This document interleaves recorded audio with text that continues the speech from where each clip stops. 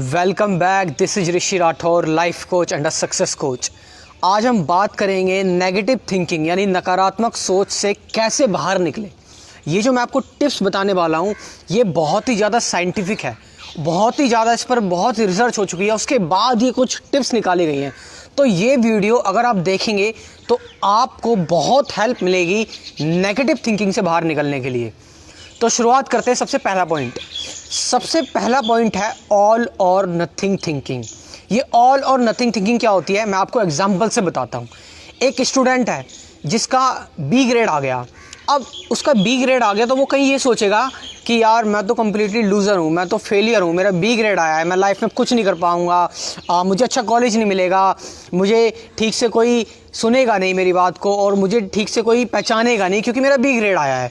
लेकिन ये बात कि मेरा बी ग्रेड आया इसलिए मैं फ़ेल हो सकता हूँ, इसकी जगह अगर वो ये सोचे कि मेरा बी ग्रेड आया है, मैं उस टाइम पर क्या क्या कर सकता हूँ, मैं उस टाइम पर क्या क्या कैरियर चूज़ कर सकता हूँ। क्योंकि बहुत सारे ऐसे लोग हैं जिनके कम ग्रेड आए हैं बट वो आगे पहुँच चुके हैं। सो यहाँ पर ये चीज़ बताती है कि अपनी लाइफ को एक्सट्रीम में मत देखें, अपनी लाइफ को बिल्कुल एक्सट्रीम में मत देखें कि यार ऐसा हो गया तो बुरा ही होगा, बेकार ही होगा। इसको हम कहते हैं ऑल और नथिंग थिंकिंग, यानी कि सारी की सारी चीज़ें ब्लैक में या फिर वाइट में सोचना, कि यार एक्सट्रीम में सोचना बिल्कुल, कि बीच में रेनबोज है ही नहीं, बीच में खुशियाँ है ही नहीं। हम ये सोचते हैं कि यार हमारे साथ अगर हमारा टायर पंचर हो गया तो हम सोचते हैं अबे यार मेरा टायर पंचर हो गया, मैं तो बेकार आदमी हूँ, मेरे साथ ये सारी चीज़ होती रहती हैं। कोई बात नहीं, गलती हो जाती है। और ऑल और नथिंग थिंकिंग जो होती है वो आपको डरा देती है ताकि आप दूसरी मिस्टेक ना कर पाएँ। और जब तक आप मिस्टेक नहीं करेंगे तब तक आप आगे नहीं बढ़ पाएंगे, क्योंकि मिस्टेक करना बहुत ज़्यादा ज़रूरी होता है।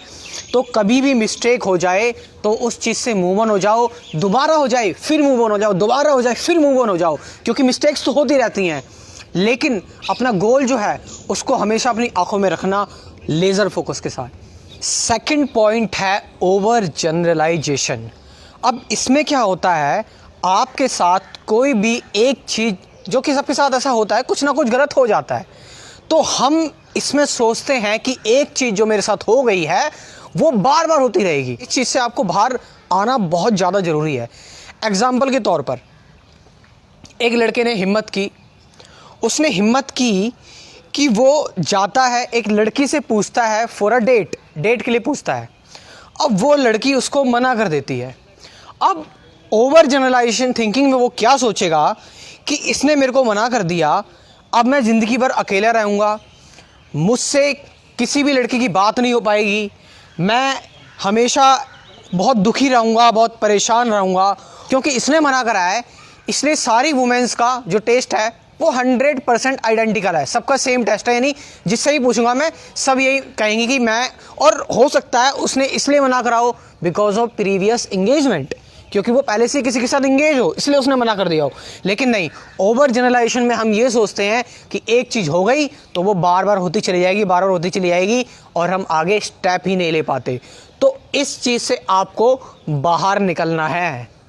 थर्ड पॉइंट है माइंड रीडिंग।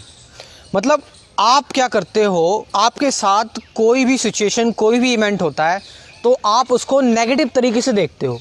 जैसे एग्जाम्पल के तौर पर आप रास्ते में चल रहे हो और आपके किसी अच्छे दोस्त ने सामने से वो आ रहा था, आपको इग्नोर कर दिया। जब उसने आपको इग्नोर किया तो आपने सोच लिया कि यार ये मुझसे बात नहीं करना चाहता, इसने ऐसा किया है, इसने मुझे इग्नोर कर दिया, मैं लगता है इसको अच्छा नहीं लगता, तो आप ये सोचने लगते हो। लेकिन क्या आप इसके पीछे की स्टोरी जानते हो? उसने क्या पता ये इसलिए किया हो क्योंकि वो अपने थॉट्स में बहुत ज़्यादा एब्जॉर्ब्ड हो, उसको कुछ ध्यान ना दिया हो, या फिर बहुत इमरजेंसी हो, वो कहीं जा रहा हो इसलिए तुम्हें इग्नोर कर दिया उसने। सो आपको इस माइंड रीडिंग से भी बचना होगा। Fourth point is disqualifying the positive. आप पॉजिटिव एक्सपीरियंस जो आपके साथ होते हैं आप उनको नेगलेक्ट कर देते हैं, या आपकी कोई तारीफ़ करता है, आपको कोई सच में प्रेज़ करता है तो आप ये सोचते हैं कि सामने वाला पर्सन तो सही है बट मैं सही नहीं हूँ।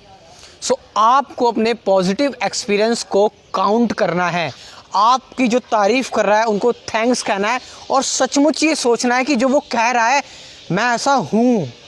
ये पॉइंट बहुत ज़्यादा इम्पॉर्टेंट है। फिफ्थ पॉइंट है भगवान को धन्यवाद कहो, थैंक्स गॉड। भगवान को धन्यवाद इसलिए कहो क्योंकि आपको उन्होंने इतना अच्छा शरीर दिया है।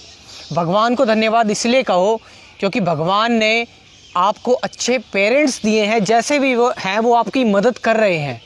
भगवान को धन्यवाद कहो कि भगवान ने इतनी अच्छी अच्छी फैसिलिटीज़ बना रखी हैं। अगर एजुकेशन लेनी है तो स्कूल्स बना रखे हैं, प्रॉब्लम्स हो रही हैं तो हॉस्पिटल्स बना रखे हैं, आपको हर तरीके से सपोर्ट दे रखा है, पेड़ पौधे बना रखे हैं, जानवर बना रखे हैं, वंडरफुल माउंटेन्स, कलर्स बना रखे हैं, इतनी सारी चीज़ें बना रखी हैं। तो हमें जो कुछ भी हमारे पास है उसके लिए हमें भगवान को धन्यवाद ज़रूर कहना चाहिए। इन पॉइंट्स को आप प्रैक्टिस करते रहिए। जब भी आपको लगे कि आप किसी नेगेटिव थिंकिंग में हो तो इन पॉइंट्सों को ज़रूर ध्यान देना।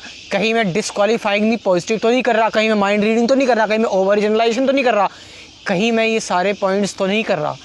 तो इन चीज़ों को आप ध्यान रखना। नेगेटिव थिंकिंग से आप बहुत जल्दी बाहर आ सकते हैं। धन्यवाद।